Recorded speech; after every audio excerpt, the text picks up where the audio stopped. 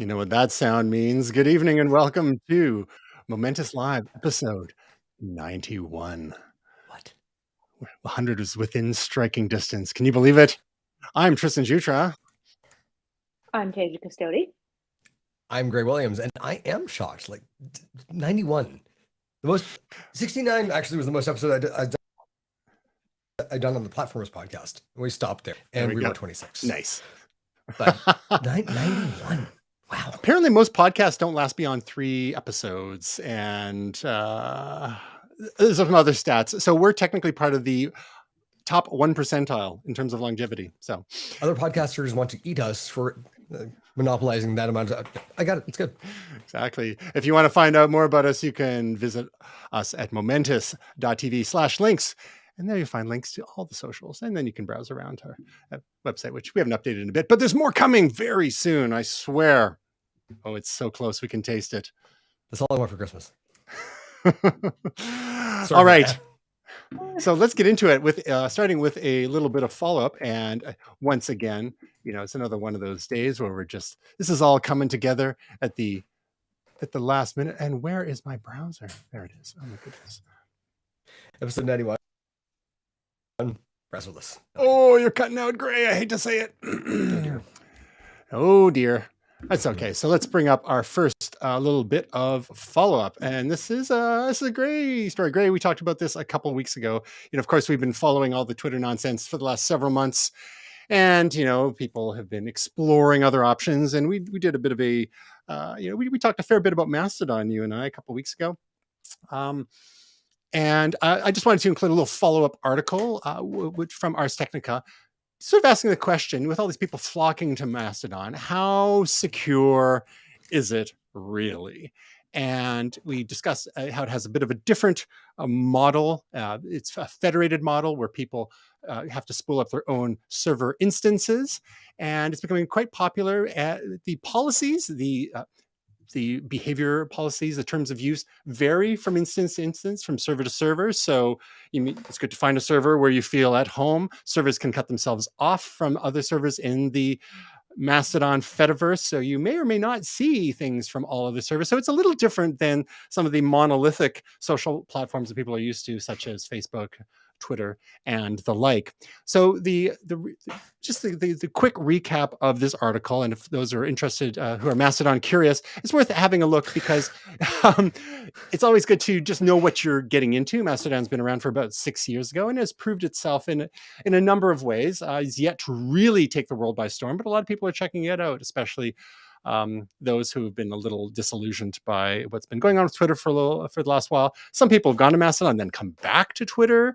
It's interesting. So basically the article ends with some basic guidelines for any social platform that you might be exploring.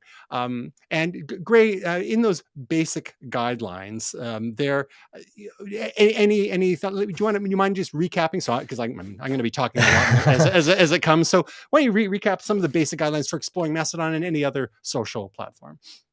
For sure. So looking at your account creation, looking at your account creation, you want to do a couple of things. One, have a unique account name and password. Password generator, like 1Password can help. 2FA can also help. I've got a Yipee key that I'm using with mine. I'm trying to keep this a little bit more secure than Twitter. So it's a really great way to have a 2-factor that isn't connected to your cell phone number. It's not a problem for like things like SIM jacking and stuff like that. Looking at this as well is also making sure that your email is secure if you're using that as your password recovery for Mastodon. The thing that sort of stood out most to me, though, is look at the server that you are looking to sign up for, because all these sorts have different policies, and yes, those policies govern you on that particular server. But as you're connected to the Mastodon network, these servers can have more permissions than you might want them to. So really understand who's running the server. What do their philosophies align with yours? Take a look at the other users that are on the server to see and make sure that you've got sort of your head in the game as to why you're on that server. Mastodon's been it's very interesting because Twitter was sort of one of the first really big Web 2.0 properties that managed to do the centralizing thing. This is one of the first Web 3.0 properties that's going to do the same thing but decentralized. So, Mastodon right now, if you haven't got a Mastodon account, probably a good time to try it out again. Go from curious to full-fledged. But yeah, set it up properly, use a password protector, 2FA, and know who you're getting into. And then toot away, as they say, although they're getting away from toots now, which makes me a little sad. That was the one thing where I'm like, oh yeah, that, right. Okay. Instead of tweet, let's toot. Now, Tasia, you, as far as I recall, you have not dipped your toe in the Mastodon toot waters. Can you recall any social platforms that you heard of, being in that, having been in this space for a long, long time, that that you heard was going to be the next big thing, and that you actually set up an account and tried it out for a bit, and then it didn't really go anywhere? Hello, Clubhouse. Oh, don't y'all remember my obsession with Clubhouse? I screamed it from the rooftops. And listen, it was great. I'm sure it still is, but I did not have the time to sit on an app all day and like join random, as much as I wish I could, and like join random conversations. Like I have to work. So it became almost like counterproductive to me. Do you know what I mean? Like the first few weeks was really cool and great, and I couldn't believe it. And like I'm getting to listen to all this advice from other creators or whatever, but like entrepreneurs. But then it was like, wait, I have to actually run my business. I can't just listen to these things all day, like during the day when I am working. And because the march of the crypto bros and the real estate agents, you had to be there. Yeah, exactly. You had to be there or you missed it. That FOMO, boy, I can only keep up for a couple of weeks, I'll tell you. It's still on my phone. I saw it the other day, way back on another screen. And I was like, oh, I had moved her. I demoted her screen by screen. So I don't know if I delete it or just let her sit as an homage to a time in my life, 3 weeks of my life. Well, that's an interesting thing. You gendered that app. You moved her. I know. I wonder, like, if other apps had genders, what would they be for another time? For sure. Exactly. That's like a whole other show. I think we should do. Yeah. And why? Yeah. Yeah. I'm in. We all know what 4chan is. So let's. So we have to credit. We have to credit Clubhouse for actually inspiring us in the midst of the pandemic to do this live version of Momentous. So there's that. And then, of course, Clubhouse inspired Twitter Spaces, which is kind of in limbo at the moment as well. And the Twitter Spaces team kind of got gutted with the layoffs at Twitter. So we'll see how that goes. I think that was the problem with Clubhouse, is that it was more of a feature than a platform. And it could be easily replicated by Twitter, and other Facebook and others, if there was enough of a market there. Some people are still religious Clubhouse users, but just the legacy lives on. The restaurant down the street has a sandwich named after it. Delete your account. Another little bit of follow-up. This is something, again, we talked about a couple of weeks ago. Not great, Bob, with the going back from one Bob to another. Bob Chapek out as the CEO of Disney, and Bob Iger, former CEO of Disney, he's the chairman of the board as well, but stepping back in as CEO for a couple of years to find another replacement. And we touched very briefly on some of the reasons there. I just wanted to recommend a great podcast, the Vergecast. Actually, it was Decoder, which is also from The Verge, and a great explainer of providing more background information on the whole situation. And it turns out it wasn't simply the financial results. There were some other internal cultural things happening at Disney under Bob Chapek's reign.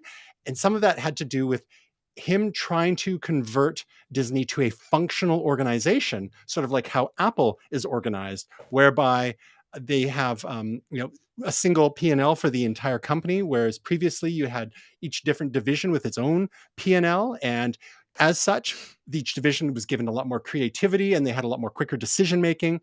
With the consolidation of the P&Ls, it really increased the layers of approvals and slowed things down.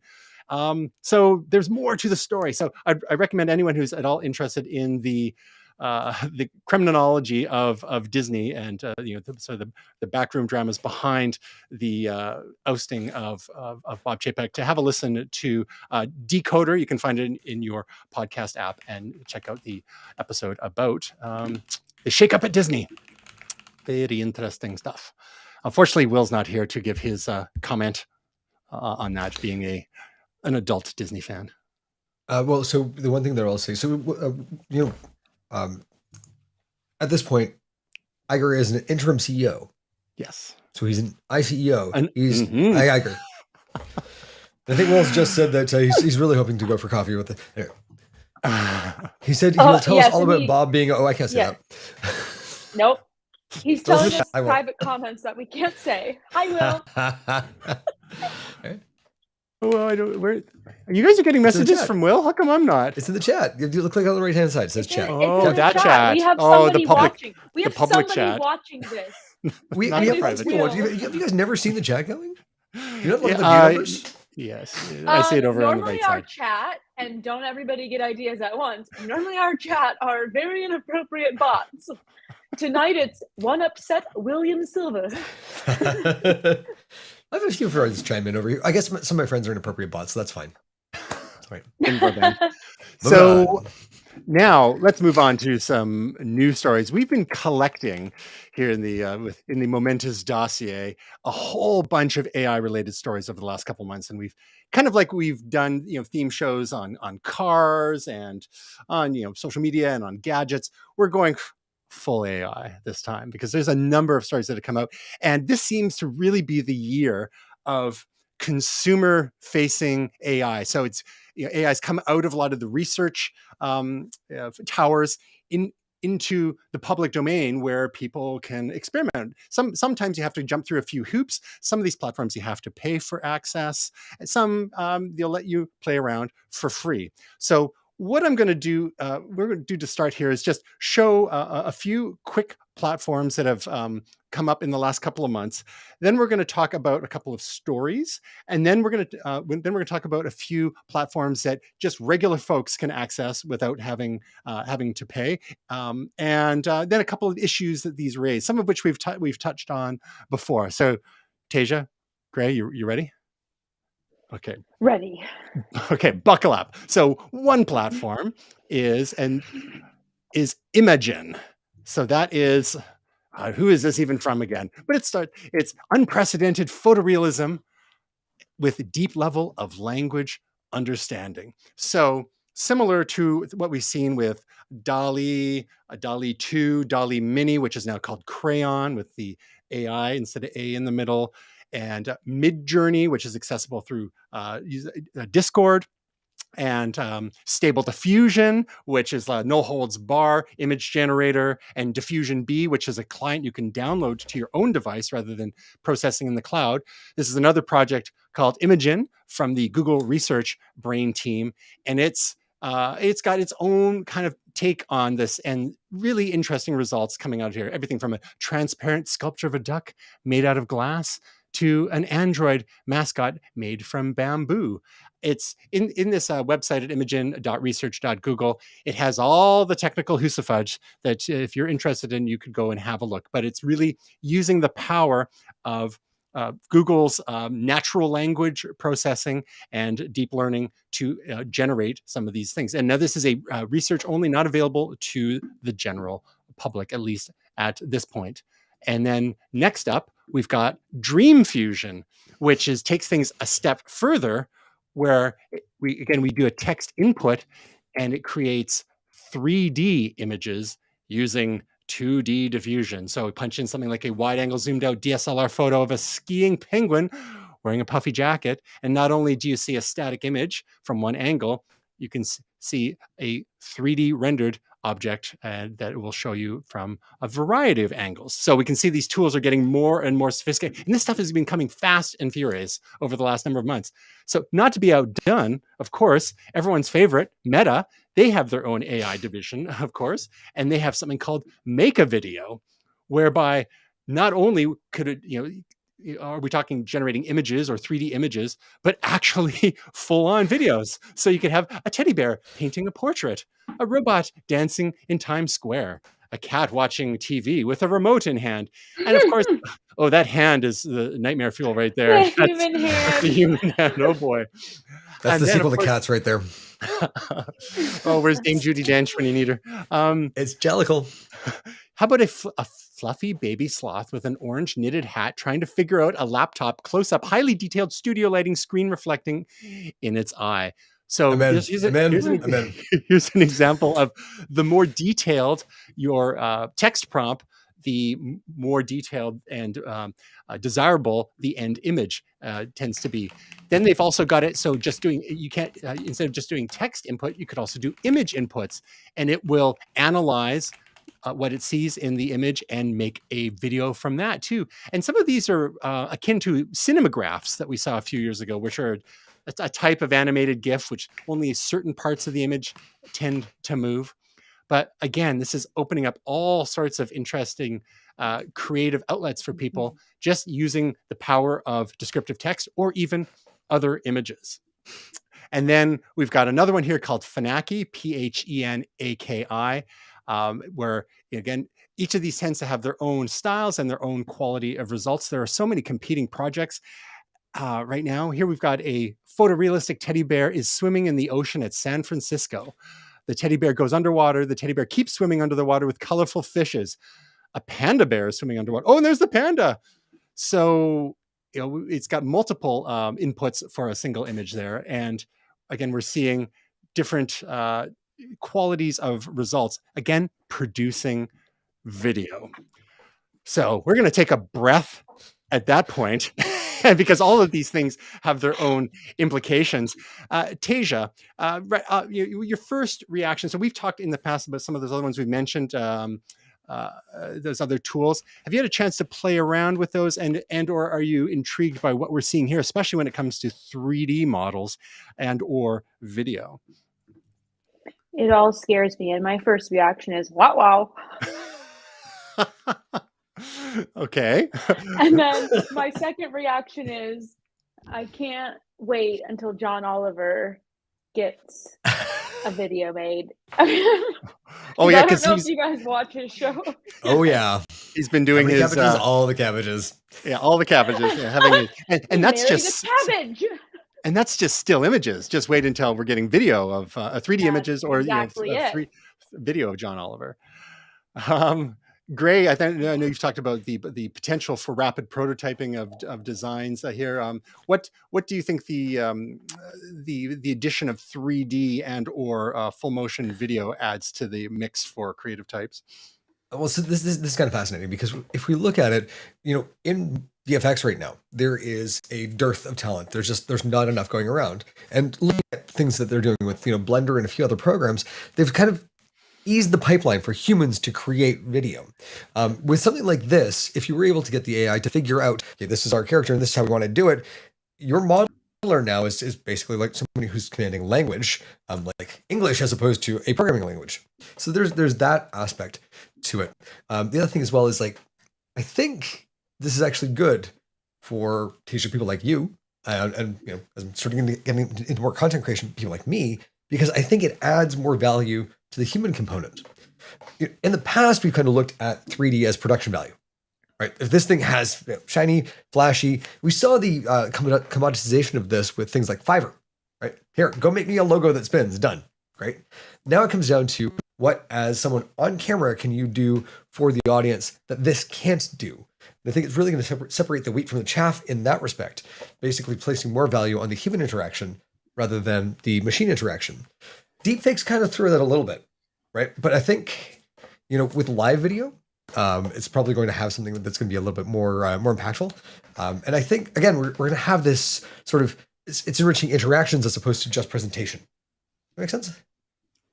So speaking of deepfakes, that's another whole aspect of this now. We've seen deepfake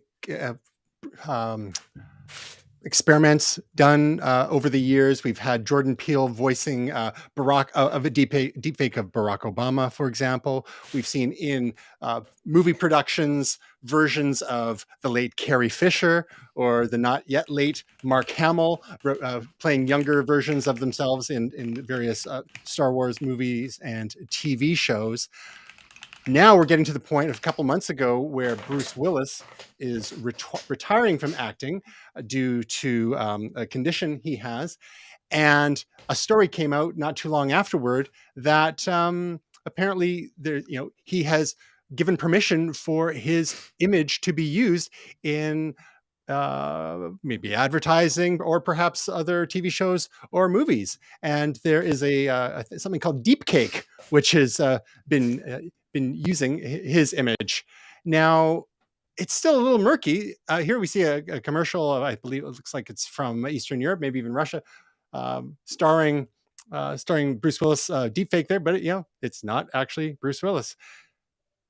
Then there's a follow-up story saying, actually, he never sold his image rights to this or any other company as of yet. So, the deepfake him sold it. Exactly. So we're getting into some murky territory here, especially when it comes to international rights. So there was an update, but just 2 months ago now, Deepcake. So where the Deepcake's PR team clarified, well, they never claimed the actor sold us his image rights and didn't provide any comments of the sorts. The information is not correct. There's no regulatory framework allowing people to sell rights to identity. So if that's the case, why are they using his image? That's another question altogether.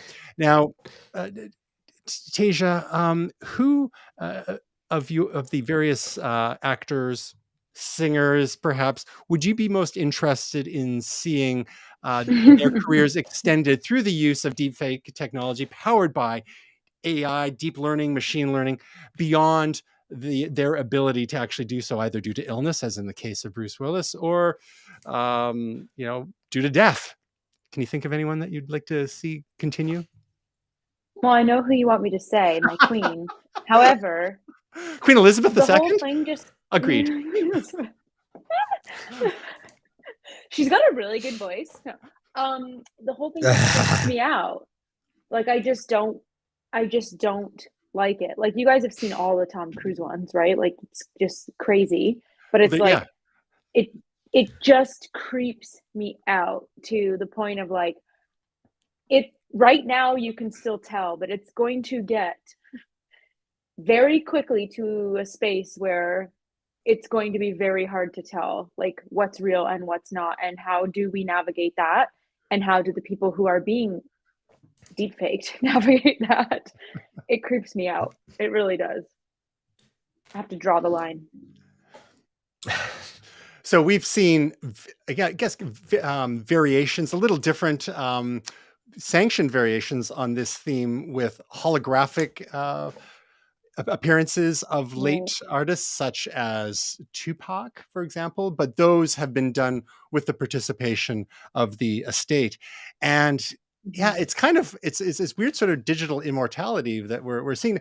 There was a TV commercial a few years ago with the likeness of Audrey Hepburn in it too, which was a little uncanny valley. So as these technologies get better and better, it's going to start to get a little weird in terms of, especially when we talk about public figures like politicians, videos of public figures saying things that maybe could impact the state of the world as regards economics, war, and the like. Yep. Any thoughts on the potential dangers as these AI powered technologies like deepfakes gain more and more sophistication and power, Gray?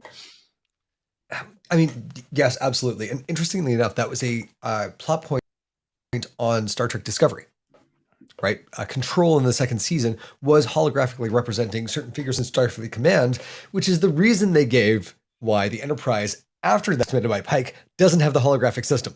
He didn't trust it, so he ripped them all out. Really great way to retrofit that particular retcon that. Pardon me.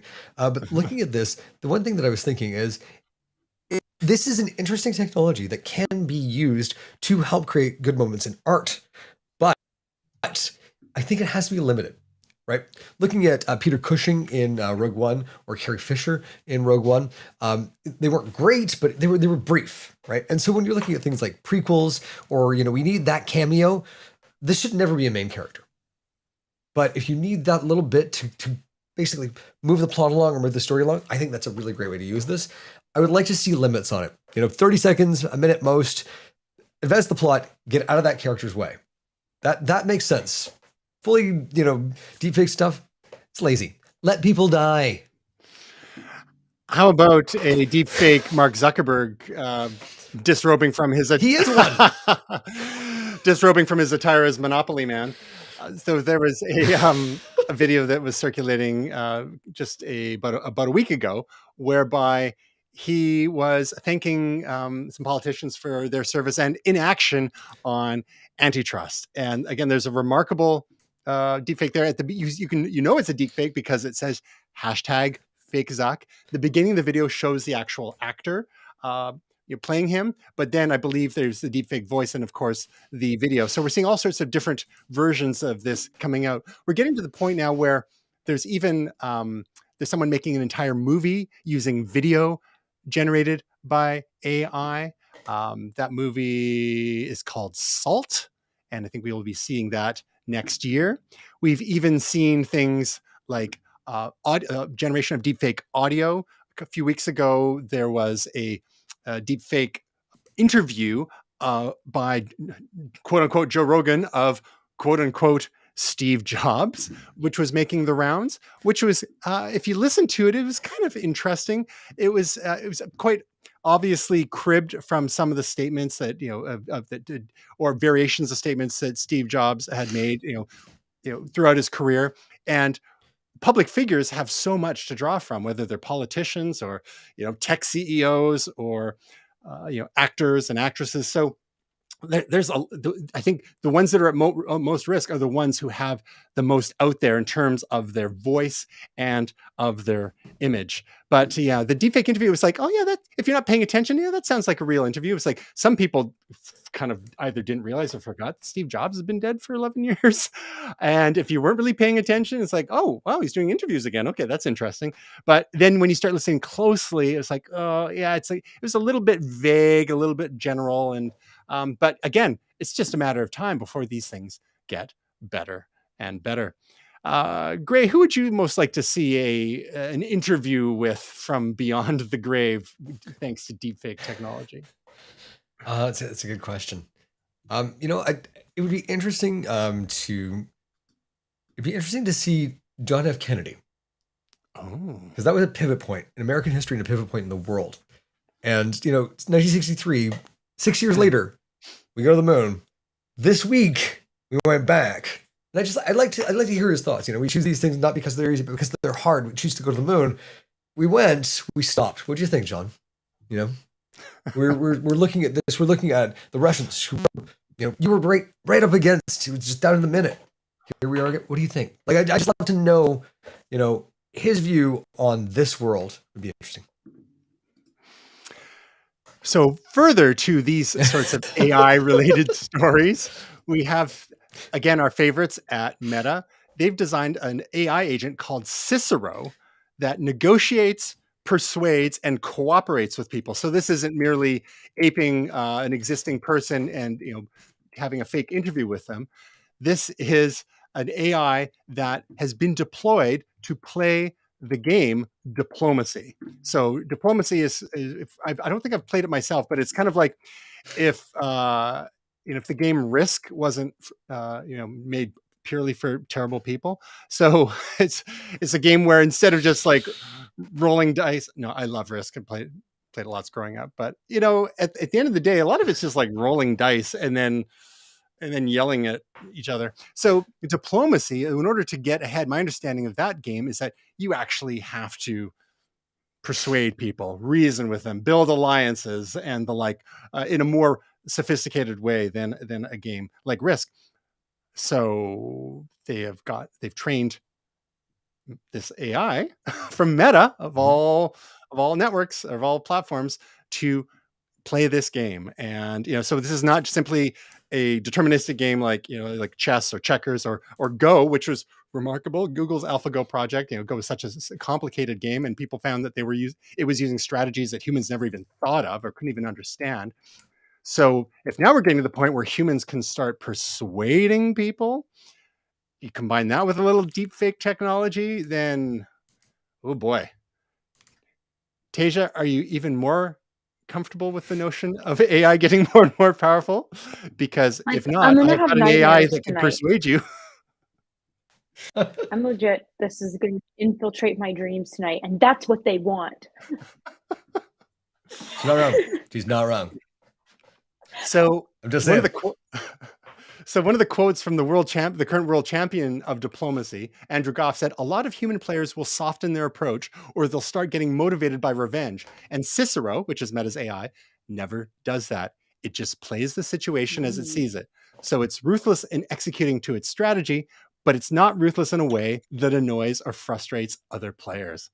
So it's obviously like Yul Brenner. So it's obviously ingested How to Win Friends and Influence People by Dale Carnegie. So it gets weirder and weirder. Now, in addition to some of the obvious issues, go ahead. This draws its name from a Roman poet, philosopher, like someone who was famous for this. Also, not the brand name Future Shop's in-house building your own computers, which I think I had a lot of CICERO. Oh, right. Right. I remember that brand. Well, they were well named because when they went wrong, you really had to sort of have a good dialogue and do some diplomacy with the customer, and they went wrong quite often. So I see what you did there. Yeah. All right. So all of these, AI platforms, the way that they tend to be powered is through data sets that they ingest that are available on the web, or sometimes from private data sets of text transcripts, images, video, audio, and the like. Now, we've briefly touched on some of the issues that represents, is that the consent that is not given by the creators of said data that gets swept up in all of this. And one acute example of this is there's one illustrator, her name was Holly Mengert, who found a Reddit thread where all sorts of illustrations were being posted in her style, but they were not actually created by her. And when she went and looked at them, she's like, "Oh yeah, I see how they're kind of resemble myself, but they're not choices I would have made here." But you can see the on the left, we've got some actual artwork by Holly Mengert, and it seems there's a lot of Disney related stuff and Marvel. And we have examples such as Little Mermaid and Thor, and maybe Princess and the Frog, maybe Beauty and the Beast. Beauty and the Beast at the end. And then we've got some others, including Wonder Woman, which is in the DC universe, and some other creatures I don't recognize. Looks like an elfin variant of Thor there. But to the untrained eye, it's like, oh, well, she's doing she's branching out a little bit and doing some more. But this isn't her at all. And she's like, I never gave anyone permission to use my style. Now, you could say, well, any artist could, is influenced by other artists before them, be they visual artists or cinematographers or musicians. Mm-hmm. So how is this any different aside from the scale and the velocity at which this is being done? Tasia, as a creator yourself, what are your thoughts on this? How comfortable would you be in having works generated by AI that were in the style of Tasia Custodi? I mean, we might get to it that someone could push a button, type in some stuff and ask for a Tasia Custodi video on that topic. How does that make you feel now? Again, it creeps me out. Get my gun. It's like I did all the work. You know what I mean? You're not wrong. You grew all of this. Yeah. Yeah. And then instead you could just type in a few prompts hit a key, I'd be very upset if I was like an artist and came across that. It's kind of interesting. If you look at this, like, is there a way of hashing stuff? A certain set of steps that creates an image or a look. And is that then used, by the AI as it's creating it to then, give attribution to the original creator? This is kind of where some of the blockchain stuff came from, where it's like, as you're passing things along, it's sent all the way back to the people who created it. Good in theory. And so if somebody wants a Tasia Custody original, you can supply the pieces. Question is, like, do you want AI Tasia Custody saying the things that maybe you wouldn't? Probably not. Are there ways to put that restrictions in there? So for hashing all this stuff, a system that has those rules could actually do that for you. Problem is, rules are meant to be broken. Systems are meant to be broken by AI. It's just, you're right, we're done. But let's think this through here. Let's think this through, this possible business models. We could all have our own OnlyFans channels without actually having to debase ourselves. Well, that's no fun. Hey, secure the bag, money, whatever. If I'm going to do it, I'm going to make money for it. Likewise. Let's be clear here. So, one of the things that we're starting to see, partly in response to this, or just as a natural evolution and maturity, and again, this is all happening at such a breakneck pace. We're seeing companies like Shutterstock, and I just saw a story today where with Adobe doing this as well, whereby they're starting to feature AI-generated stock imagery that people could purchase. So the Shutterstock is using DALL-E. Getty Images is getting into the act as well. Now, there's no.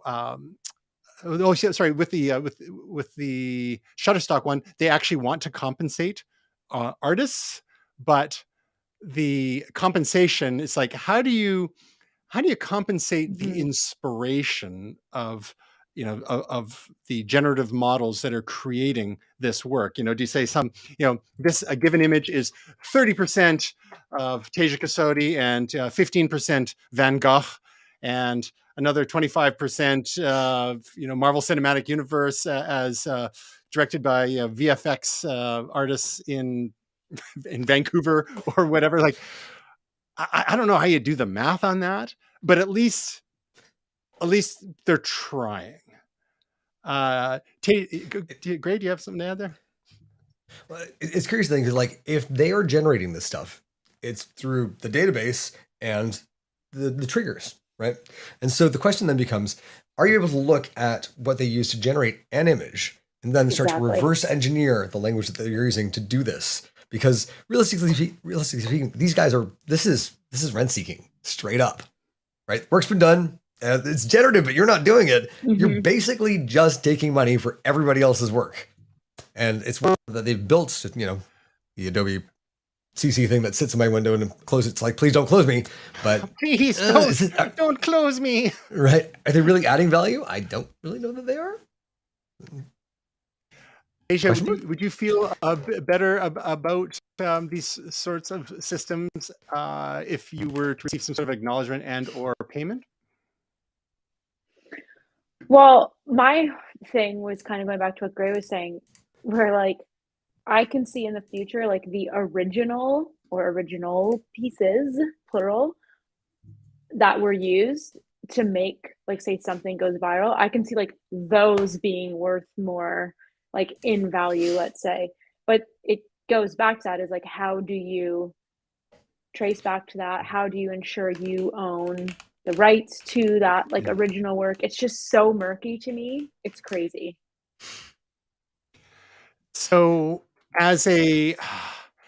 just as a little bit of a thought experiment here, or maybe a little bit of devil's advocate, if artists that are included in the data set that's informing the AI and producing these generative works, if they're somehow credited and acknowledged and like hashed, tagged, whatever you want to call it, might there not be a way to gain exposure for maybe lesser known artists, similar to how we see in music nowadays, where an artist gets sampled and then a lot of people go by go back and explore works by said artist.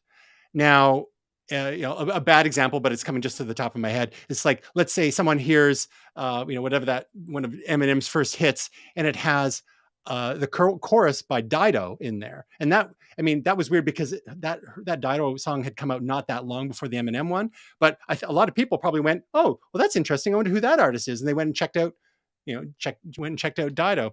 Or you may have, say, in the early 80s, you've got Planet Rock by African Bambaataa, where he's sampling Kraftwerk and kicking off the whole like electro phase of hip hop. And people are like, what is that? What is that sample? It's sick. It's like, oh, well, that's Kraftwerk. Maybe a whole bunch of people are getting into Kraftwerk because of that. We see those sorts of things over and over and over again. So this ties in perfectly my pick of the week. So I'm excited to talk about it. So Tasia, does that make you a bit more comfortable, given that you might not only get credit, but you may also that also might be a vector for discovery of an artist's work?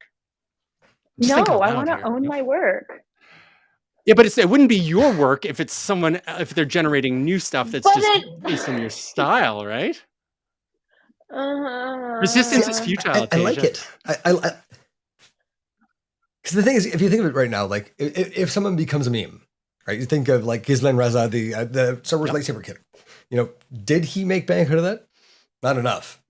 But in the future, if you did something that then became something like part of a mimetic reproduction or became part of a new product, and you got paid for it, like even it's fractions of a penny, like Office Space style, like this, you make tons of great content and get paid for all of that, and then suddenly there's this thing that just goes. But you're touching on something that we've talked about before in terms of the importance of like opting into that, because like a meme is a perfect example. So like that fire starter girl meme, as an example. Remember the building on fire in the background, and she was like this little girl. Yeah. I mean, she's a grown adult now and like has no ownership of her own autonomy. People took that image and ran with it. And so that's like a whole other issue, I believe. Yeah. Well, here's the thing. In a system where people do get paid for things like this, there's now the structure in place to do that. Right. And I think it does actually have to go down to like the hashing of the actual image itself, the digital fingerprint, which, now we're back into digital rights management and NFT. Yeah, but hey, listen, NFTs. If you can blur your house on Google Maps. In my mind, you can't blur it on 4chan. That's the thing. Is like, well, like a lot of these things. I don't want this piece of content. Yeah. But yeah, that's so we killed the 4chan. So a lot of this is assuming that we're dealing with good actors here. Now, given that the genie's kind of out of the AI bottle, or the AI genie's out of the bottle now, not everyone is going to be a Google or a Meta as much as you trust them, or universities with reputations to defend. You could have bad actors. You could have state actors from hostile states that are using this technology against us, and they're not asking for anybody's permission. They're not giving everyone credit, and their job might be just to create chaos. The last thing we need is a video of Tasia Custody saying we're firing nukes on Russia. Because then people will be we're talking hostile states like Alabama. I've driven through there. Right? It's not good. But that's the thing, is that's that gray area of like, why do you think any third-party company, independent company, can sell merch of name the celebrity, name the politician, blah blah blah blah blah, with the likeness of an individual? Because if you're in the public eye, people, like, they're allowed to use your likeness. So where do we draw that line then in terms of, well, I don't want my image, whether it's an AI generated image or video, I don't want my likeness on that message. You've hit it on the head. It's got to be built into the core of the system as that system's built out, right? This is me. Don't want me there. Click, flagged out, done. Goodbye. Yeah. Yeah. So if you're interested in this notion of intellectual property and copyright as regards AI, there's an article we'll include in the show notes from The Verge, and it's called "The Scary Truth About AI Copyright Is Nobody Knows What Will Happen Next." And it touches on some of the things that we've been talking about, including the experimentation with crediting, compensation, and whatnot of these artists. So now we're going to get into a few things that we can play with as users to help ourselves understand some of these tools and the power they have, and just like how scary good some of this is. But to start, I want to start with a scary bad example. This is something that I ran a few weeks ago and I've just been hanging on to. I was hoping that Will would be here, that we could share it all together, but we're going in, we're talking about this issue, and it is something called summarize.tech. And this is a website a very simple website where you can go and plug in a URL for a YouTube video, and it will either use the transcript or listen to it and make a summary of the video. And this is, so I ran in episode 80 of Momentous Live, St. Elon's Fire. And I'm just going to read you some of the... Was this the one that was blocked? No, it wasn't. That was Dynamic Island. So I should have done it for the block. So here's some of the stuff that the AI came up with after listening to us ramble on for an hour. St. Elon's Fire. So it was called St. Elon's Fire because this was about Elon Musk, and I don't even remember what we talked about. St. Elon's Fire is a rock band from Canada who recently released a new album. They filmed a live show at the Park Row Mall in North Vancouver, but the mall was closed. The woman working there was very helpful, and Tristan decided to go to the Capilano Mall. Another mall in North Vancouver was also open, but the lady there was not as helpful. So this is me talking about trying to activate my iPhone 14 Pro. And yes, this is amazing. I remember this. So now it's a rock band. St. Elon's, blah, blah, blah, blah, blah. They recently released a new album, and their live show was filmed for a YouTube video. One of their locations, the Park Row Mall in North Vancouver, was closed when Tristan and Greg attempted to visit it, and the woman working, blah, blah, blah. Okay, let's go on a little further. St. Elon's Fire is a live-action role-playing game where players control characters to fight against evils. Players can customize their characters' appearances and interact with the game's dynamic island. Oh my god! Excuse me, wait, you've skipped over something really fun. Okay. One of the app's developers, ki-yA, and they spell everything correctly. This is very exciting. I'm an app developer, according to this. Oh, we're just getting to that, yeah. Talks about some of the app's features and how they've changed since the early days. They also discuss the popularity of GPUs for mining cryptocurrencies and the declining importance of mining in the current market. Finally, they discuss whether people are choosing to play games at 4K or 1440p because of the extra horsepower required. So there are moments of lucidity in there, wrapped in a whole lot of like bafflegab. I don't even know this is what I want to sound like when I get older. Moments of lucidity and then just mind blown. Right? Okay, in this video, go ahead. The frontman Rivian, discusses the new adventure network called St. Elon's Fire. It keeps going back to St. Elon's Fire. Rivian is excited about the network, which will have three 500 chargers installed nationwide. Rivian also talks about the growth of electric vehicles and how the switch to electric vehicles is not only good for the environment, but also for the repairability and replaceability of battery cells. Again, yes, that's stuff that kind of makes sense. But what was the stuff at the beginning? Like...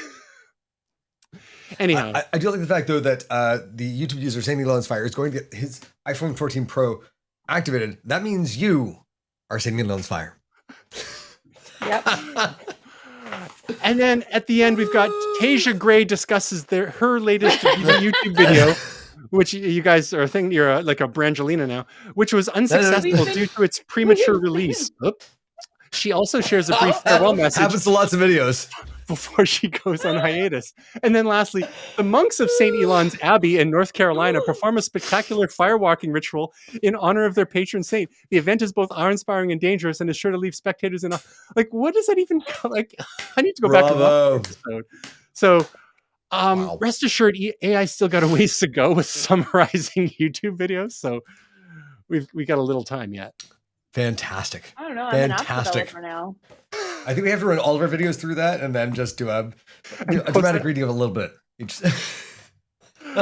Agreed. Wow. Pardon me. All right. So let's move on to there's something that's just taken the internet by storm. And just the last couple of days, we're seeing people post images of themselves all over Facebook. And I want to know if Tasia, that you have partaken in the Lensa AI data mining experiment. Yeah, as right. The skeptics might claim that we've seen things before where face apps, people, it's like, oh, it's just mining your data, blah blah blah. So tell us a little bit about Lensa AI, Tasia, and how you feel about it. You mean, have I tried the app that is asking for permission to access my camera roll, and have I uploaded 20 of my photos to this app and let them pull and do whatever they want to do with my image? No, I haven't. I am shocked. But anyway, I know. It's an app, technically, so you could download it for free. You upload, 10 to 20 images, and then it generates... It costs you between $4 and $8 to actually do the thing. Yeah, to actually get your images, depending on if you've done a free trial or not, it costs between $4 to $8. But it generates AI images for you. So everybody has been doing this. And then slowly, after the first 4 or 5 days, you wait for the other shoe to drop about, who owns this app? Who creates it? What are they doing with the data? What are they doing with your likeness and your images? It's just, guys, we have to think about things before we just jump all in. You know what I'm saying? So I guess one of the questions would be, how is that any different from our images floating all around the internet anyway? And if they really wanted to, they could just scoop them up from there, like so many of these other platforms are doing anyhow. What's the big deal? Great. True. So I've used Lensa for a while, but not Lensa AI. I haven't used this yet. I do use their other photo app, Prisma, which is basically just using AI to put filters onto the image. And they do send the image up to their server, hash them back down to you as the updated version. And you need the subscription to get HD. Otherwise, it's just potato can. I don't know, but yeah, but they're all filtered images anyway, so you're not looking for the beautiful sharpness. Who is the developer on this? Prisma Labs. So like I said, I've used their apps before, and I've been very happy with. And I remember checking into it and going, yeah, I don't think there's too much sketch here. But hearing the 20 images, I think the 20 images is because they want to show you all the wonderful things they can do with it. And they're training the model, right, to figure out what your face actually is, as opposed to a potato. Yeah, and so I mean, I'm Irish, look like a potato anyway. But looking at this, I remember there weren't many privacy concerns before, but now that you've kind of brought this up again, I'm curious to know if they've changed hands. So I'm going to take a look and do some digging on this one. Due diligence, just like we were talking about when joining a new social platform, doing a little due diligence. So we know some yes. What is their revenue model? So personal branding. Oh no, that kind of branding. No. One of the examples. I just think it's sorry, I just think it's another thing of I just, again, caution people, no matter what app or whatever you're doing online. And I'm always the first to say, we walk around with tiny computers in our pockets. So if you have something to hide and you're a terrible person, you're going to be found out. That's not my problem here. My thing is, it's just everybody jumps on oh, what's this? And it's this FOMO thing of I got to do this, and everybody's doing this, and oh my God, and I want to make my image like that too. And it's just take a breath and check it out for yourself and see if you're comfortable with that. And just like you're saying, do your due diligence and say, okay, I am comfortable uploading these images or giving this app access to my camera roll or whatever it might be. But it's so easy. I'm not going to get off topic, but I am just going to mention the whole TikTok thing about even the director of the FBI has been get off of TikTok. They are tracking you. they are using your precise location, and we don't know why yet. And it's freaking out the director of the FBI. And so it's just stuff like that, where it's before everybody just clamors to the next big thing, just take a minute and be okay, here's the pros and cons list. And maybe I'll, because why? I could just sketch, get somebody to sketch 72 hours, that. take a cold shower. Yeah, I get somebody to sketch you that. You know what I mean? You don't have to make an AI generated. I don't know. So it's a lot cheaper. Think of it like a Tinder date, right? Yes, you swiped right. Should you really go on that date? Maybe check them out first. Exactly. So Exactly. Maybe. So some of the examples that we've been seeing coming across our social networks are from people we know and respect, fellow tech people, our mutual friends and past and or current colleagues, such as Mike Agarbo. He posted a bunch of things, versions of himself using Lensa on Facebook. John Beeler, whose Twitter account, which is public, so that's why I'm sharing this here. John's been experimenting quite a lot with Midjourney, doing all sorts of different AI art there, which has been kind of neat to see the results as Midjourney has been improving. And John ran himself through Lensa and posted about 70 self-portraits there. But just the one that he chose as his avatar, it's like, that's a pretty cool look. I mean, that's definitely John, but it's like an artist painted him, and like like cool. Like, I mean, I get the appeal here, and you could all the different versions and permutations that it can generate. Are we worried? Say again? Are we worried that this is actually going to cause some like self-image issues like Instagram has? Because if I do something like that of myself, I'm gonna like, I look nowhere near that badass. Can I go to the gym? Can I get somebody to cover me in oil paint? Like, what are we doing here? I feel like we're gonna have some self-image issues because the computer thinks I look way better than I do in that kind of shot. So another take, or not another take, but another tool that you can play with to explore the power of this AI renaissance that we're seeing is a little something called character AI, and is more, I guess, diversified version of something we're going to be talking about in a minute that is really taking the world by storm at the moment.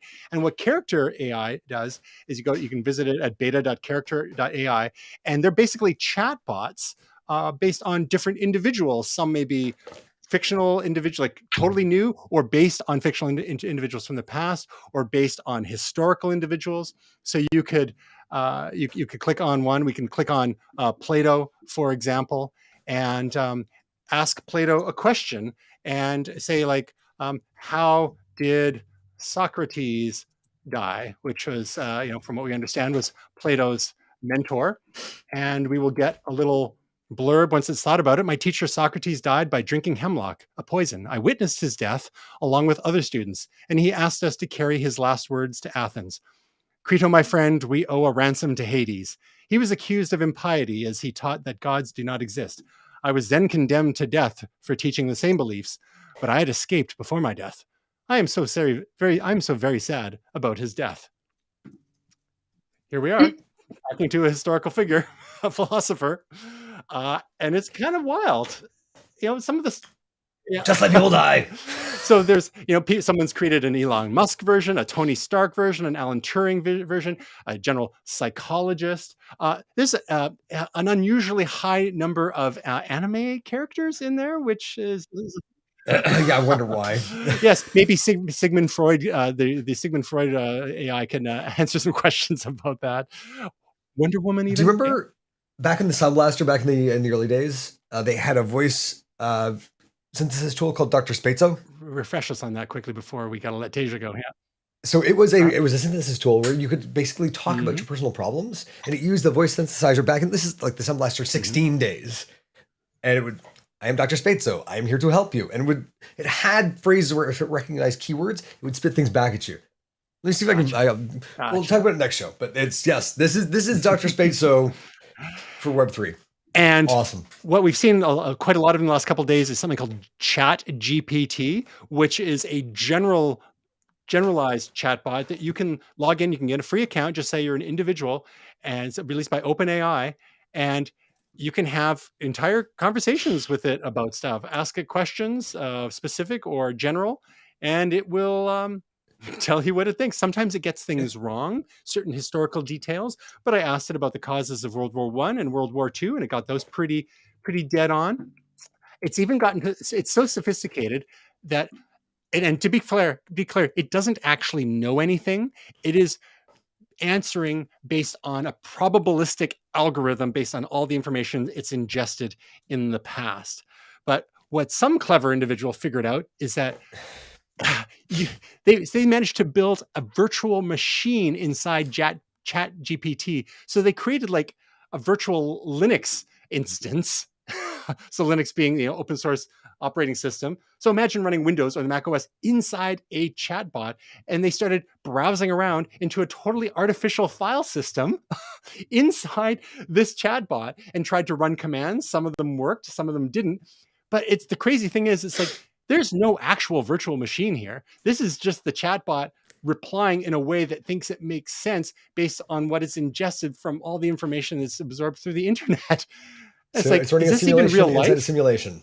Exactly. And of course, the natural extension of that is that they try to create an instance of Linux inside the instance of Linux. Yes. It's like, yo, dog, I heard you like Linux. So I put a Linux in your Linux so you can chat with your chat. This is awesome. The great news is it also means that we're not real. So this is fun. Well, that's the good news, I suppose.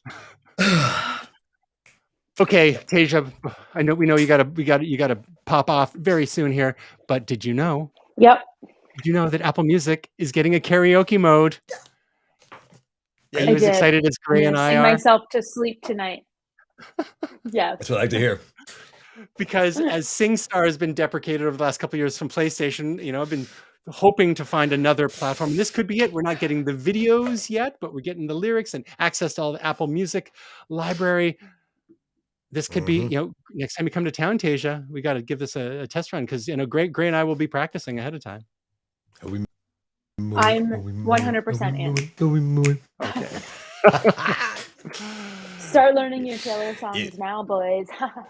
Oh, like I haven't had Midnights on repeat. Shake it off. Okay. Another very quick Apple-related thing. There was an article. Someone went scuba diving with the Apple Watch Ultra using the Oceanic Plus app. I just wanted to include this because, Gray, you went scuba diving with the Apple Watch Ultra. Yes. Not using the Oceanic Plus app, but how did it go? Did it survive? Was it actually usable with the gloves and so on? Very usable. I'm sorry, I didn't wear gloves down there. I wore this directly on my wrist with my wetsuit rolled up. Salt builds up inside the crown, so you got to wash that off. You should be washing your gear off anyway.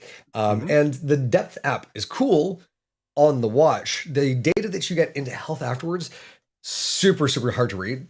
So you got to kind of basically look for your depths. Even without Oceanic, this is awesome. With Oceanic, it's going to be great. And for $129 for the year, you can have up to 5 people with that subscription. So I'm stoked for it. Right now, I get to be a solo diver, but who knows? I'll find some diving friends who have these too. So this is definitely a must-have for you and your future dives. So honestly, I'm stoked for it. I'm contemplating, like, as soon as it comes out, zip down to Roatan, see my friend Chris, and we're gonna go do a little bit of diving. Awesome. Yeah. All right, we're almost there. Picks of the week.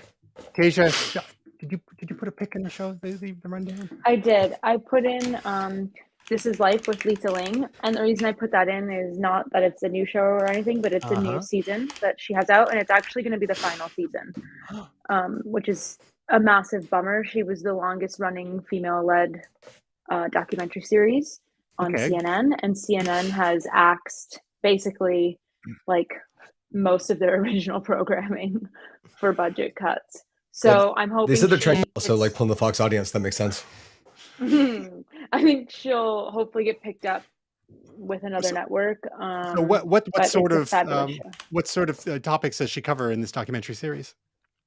I mean, you name it, but like the start of this season, as an example, she covered some really interesting robot technology and how people are using robots for company, so to speak. Like personal companions? Right. Okay. Yeah. Right.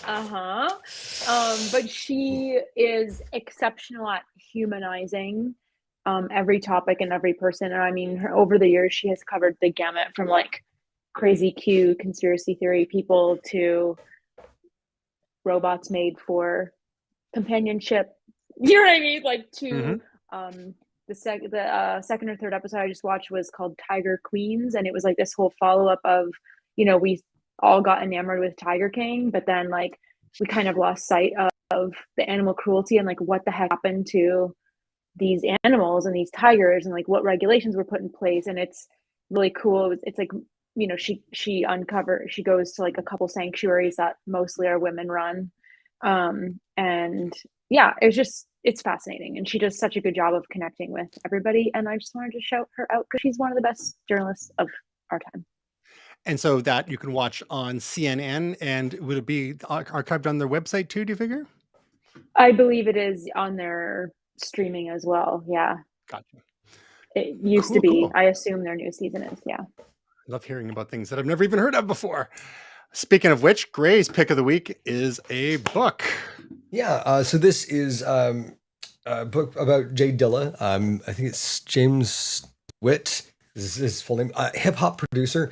This goes back to Detroit, mid 80s, up until his untimely death at the age of 32 from a blood infection or blood disease. Guy basically changed the way that we see and hear music now. You know, he had an Akai MPC 60, which was one of the first, mechanical drum machine synthesizers.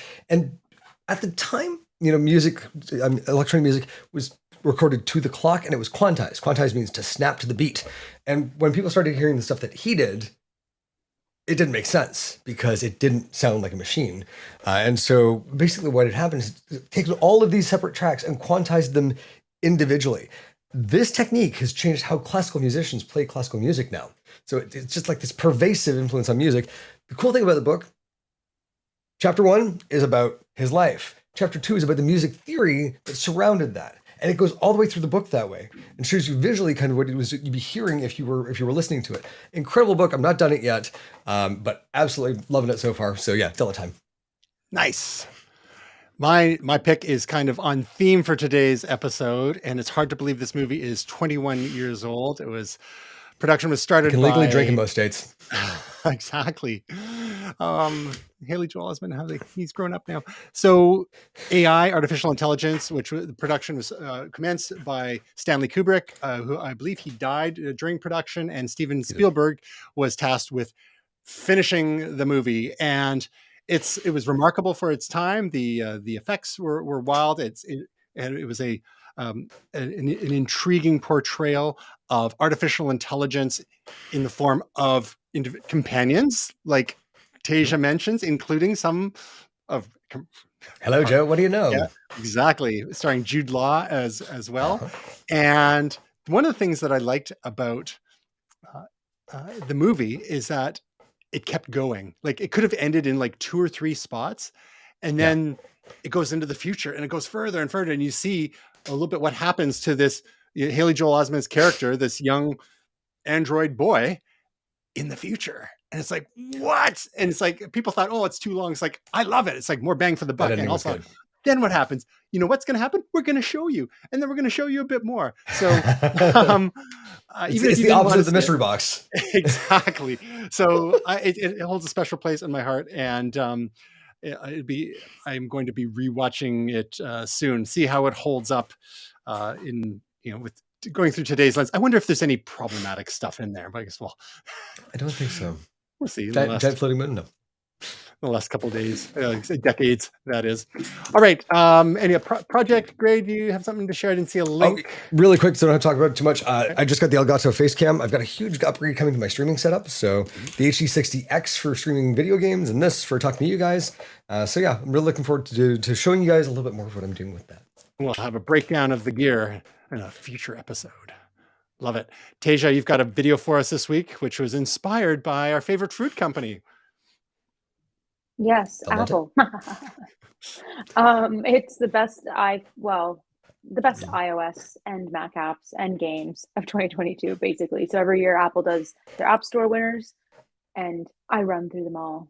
And then at the end, I always throw in like the top 10 most downloaded free apps of the year, which is always kind of fun. All right. So there's a lot of apps that they talk about, or that they featured, and a lot that you talk about there. How many of those apps have you actually used yourself? Because I took a look at this list and I'm like, I don't think I've tried any of these, because I don't download a lot of new apps anymore. And like back in the old days, it's like, app. But now there's just like, there's so much. It's like, what else do I need? So what's your take on that? I have 2 now, actually, from researching this list. And the one is the water llama one, to try to help me drink more water. It's not really working, guys. It works fine, but I'm still not drinking as much as I should. And then the other one is the Locket one, which is really fun. It's a widget that you can like sit on your home screen or wherever you want. And then like your family and friends, it's almost like Be Real, but only with like your close family and friends. I think you can have up to 10 people, and you can just like send like a snapshot photo to each other with a little caption of like what you're doing in that moment. And then you can respond with emojis or whatever. It's just like a fun way for me to like, oh, there's my niece or there's my nephew, you know, whatever. And do you trust them with your photos of these intimate moments of your life? You did your due diligence? I mean, I'm not taking photos of me on the crapper, so unlike Lenza, which, you know, we're all doing. Crapper photos. All right. Help. Tasia, where can people find more of your handiwork? You can go to youtube.com/Tasia Custodi. Or TasiaCustodi.com. That's fine too. Hooray! And you can find out more about us at momentus.tv/links. We did it. We got there. Woo! And Tasia's only half pumpkin. Great to see you too next week. A shout out to our good friend Will. Hopefully we'll have him back next week. Things seem to be getting better on the home front, which is good news. Keep them in your thoughts. And we hope that your week is truly momentous.